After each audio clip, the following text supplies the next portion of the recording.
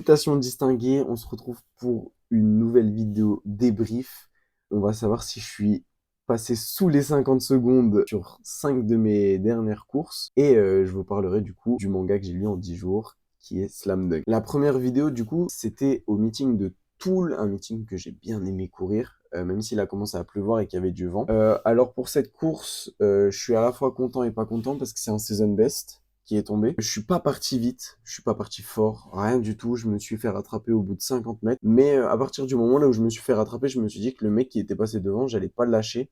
Et c'est ce qui s'est passé, vraiment. Enfin, j'ai essayé de le maintenir le plus possible, de minimiser au mieux l'écart qui allait se créer entre nous.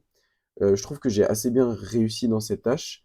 Le seul problème, c'est que j'ai pas eu l'énergie de relancer plus fort pour essayer de passer devant parce que je trouve qu'au bout d'un moment dans la course, on voit que je gagne des centimètres à chaque fois sur chaque foulée. Sauf que bah, juste, c'était pas assez long. La course n'était pas assez longue, voilà. Et j'ai pas eu les mètres qui manquaient pour pouvoir les rattraper. Donc 50-51, c'est le nouveau season best après avoir fait 50-70 au meeting de Forbach. Assez content, même si la course elle était pas correcte, j'étais content de faire descendre un petit peu le chrono, même si c'était vraiment pas ce que je voulais. Ensuite, on se retrouve à Lunéville. C'est une course, je pense, la pire course de ma saison. Vraiment, je l'ai détesté la manière de la courir et tout. C'est-à-dire que j'avais passé une semaine épuisante. En plus, il faisait super chaud. Du coup, je suis arrivé à la compète totalement lessivé, pas du tout la tête à ça, et je devais doubler, je devais faire 400-200. Mais du coup, je suis parti en pilote automatique. J'ai rien contrôlé dans ma course. Enfin, je me parlais à moi-même pendant la course et je me disais, bah, cours. Sauf que, bah, il s'est rien passé. J'étais en pilote automatique tout du long. La fin de course, en plus de ça, elle a été compliquée. Je fais 51-25, mais vraiment, je galère. C'est mon premier gros 51, je crois, de cette saison. Là où vraiment ça fait mal. Du coup, vraiment pas content de cette course. C'est horrible à avoir. Le 200, j'ai abandonné. J'étais forfait, ça servait à rien de le courir. J'avais pas le jus, j'avais pas la foi, j'avais pas l'envie. Donc juste, je l'ai pas couru. Ensuite, on passe à la course. C'était les grands tests jeunes qui avaient lieu à Tomblaine. J'ai fait 51-27. Malheureusement, j'ai pas de vidéo. J'ai pas de preuve de ce chrono assez catastrophique. Je suis pas parti, j'ai pas couru. Et voilà, c'est tout. On se retrouve du coup avec la course Grand Test jeune. Là, j'avais essayé de partir un peu plus fort, si je me souviens bien. Et juste, j'ai totalement explosé. Au niveau du 100 derniers mètres, il y a les deux mecs qui me passent devant. Et je les vois s'éloigner de plus en plus, mais vraiment super rapidement. Euh, je me suis dit pendant la course que ça y est, ils étaient boostés. Moi, j'avais rien. Je les ai vus s'éloigner de plus en plus. Et moi, je pouvais rien faire. J'avais l'impression d'avancer à reculons. Et du coup, j'ai signé à 51-27. Donc plutôt régulier dans les 51, même si c'est absolument pas ce qu'on veut faire. Donc pas du tout content, hein. Vraiment, j'étais dégoûté à la fin de cette course. Mais du coup, pour rattraper ça, on est allé faire un week-end là où on a fait deux compètes, le samedi et le dimanche. Je vous laisse avec du coup le début du vlog et je vous récupère juste après. Coucou, je vous emmène avec moi pour un gros week-end, double compétition, 2 fois 400. On fait le meeting national de Colmar et les larges à Épinal. C'est parti.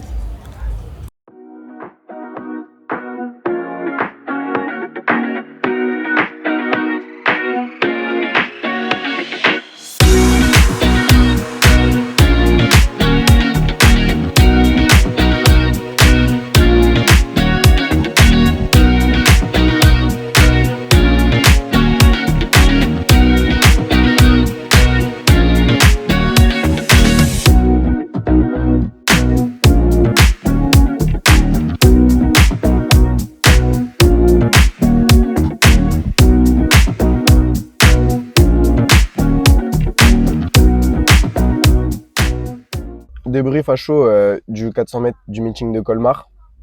On a fait 50-08. Enfin un chrono un petit peu plus correct que les derniers chronos. Je suis vraiment content. Je suis parti beaucoup mieux que mes dernières courses. C'est bon signe. Un petit déclic mental qui j'espère restera et ne reviendra plus jamais.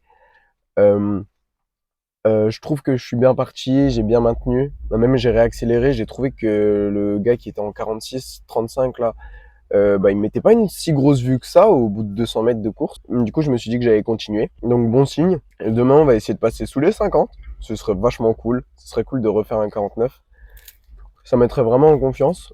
Et j'ai hâte maintenant. Juste, j'ai hâte. C'était cool. J'ai pas galéré à la fin. Juste mon corps qui allait un petit peu en arrière, mais c'était rien de bien méchant. Mais c'était vraiment sympa. Vraiment une bonne course à refaire. Et le meeting, il est assez cool. Allez, bisous. Du coup, voilà le 50-08 de Colmar. Vraiment très content de l'avoir fait, comme vous avez pu le voir. Et on a enchaîné directement avec les grands tests. Vraiment content du 50-08. Du coup, là, l'objectif, c'était vraiment 49. Et c'est tout. Du coup, j'ai décidé de partir fort. Je connaissais un petit peu les chronos des gens qui étaient devant moi. Et du coup, je me suis dit, j'avais un petit plan de course. Au bout de 50 mètres, il fallait que je sois devant le mec qui était au couloir d'à côté. Ça n'a pas été le cas. Du coup, le plan, il est un petit peu tombé à l'eau.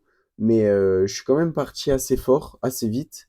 J'ai réussi à maintenir pas mal de temps. J'ai fait un bon 300.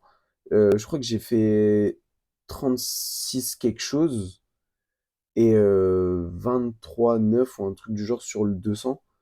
Donc je suis parti assez vite, enfin assez vite, tout est relatif sur mes bases de ces derniers temps. Et malheureusement, dernière ligne droite, je craque et les 30 derniers mètres, vraiment, il n'y a plus rien, il n'y a plus rien, je lutte pour ma vie. Vraiment, je signe un 50,14, 50,14. Du coup, pas le chrono espéré et une fois de plus, pas de sub et juste mon seum.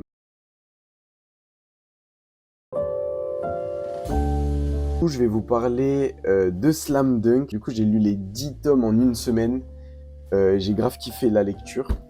Mais d'abord, Slam Dunk, c'est un manga qui a été écrit par Takehiko Inoue. Il est aussi connu pour avoir fait Les Vagabonds. Du coup, que je suis aussi en train de commencer à collectionner et à essayer de lire. J'ai kiffé Slam Dunk, j'ai adoré les 20 tomes.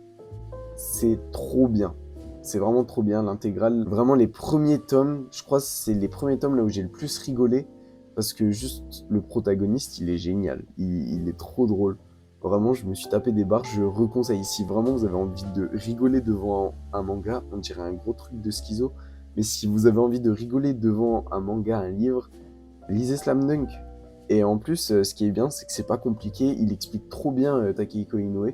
Les dessins sont magnifiques. Juste lancez-vous et allez lire, même si c'est pas votre cam les mangas, allez lire parce que c'est magnifique. J'aimerais bien regarder l'anime histoire de comparer un petit peu les deux qui a été adapté, si ça vaut le coup en vrai.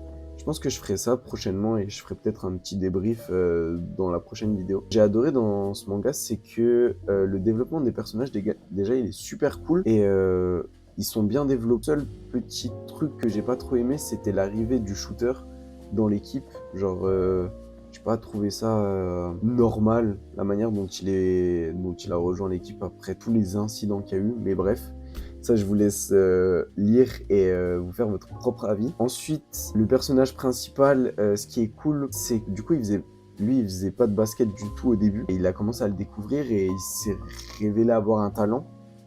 Et ça fait que ce talent l'a pas rendu cheaté, genre il n'est pas passé de 0 à héros. La montée en puissance, elle a vraiment été progressive et c'est super cool de voir que qui s'améliore au fur et à mesure des matchs. Et entre les matchs, on voit les entraînements qui sont faits pour qu'il s'améliore et qu'il essaye de les reproduire en match après. Et ça, je trouve ça super cool. Du coup, ce qui fait que l'équipe de Sohoku, elle passe de faible à très forte, pas extrêmement forte ou inarrêtable, juste très forte. Et du coup, ça fait que vraiment, ils déjouent les pronostics. Et ça, c'est cool. Mais du coup, on se dit peut-être qu'ils vont tout gagner. Et du coup, ça devient pas intéressant, genre qu'ils deviennent vraiment ultra cheatés. Et c'est pas le cas, justement.